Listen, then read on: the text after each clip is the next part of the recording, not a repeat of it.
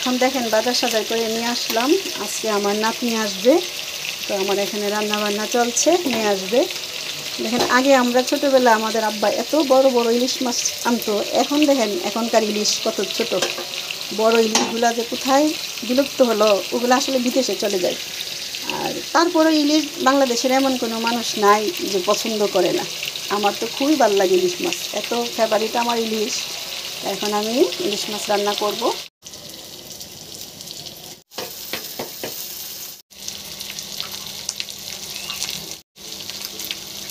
রোস্টগুলো আমি এখানে দুইবারে ভেজে নিব।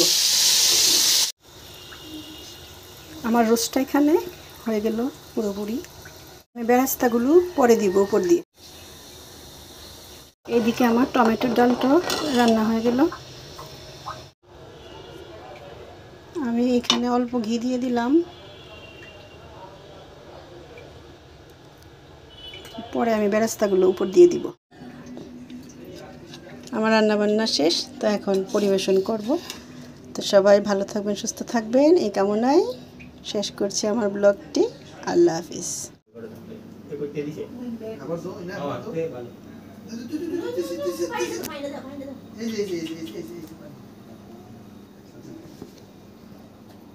তুমি বুঝো না হাইলে একটু দিলে হাইতো না মনে হাউনের একটা ইউ আছে এটা হাওয়াইয়া দিবেন কি তাহলে দিতে এটা বাদ নেই যে ঝাল কম হবে এটা ভাবেন কেন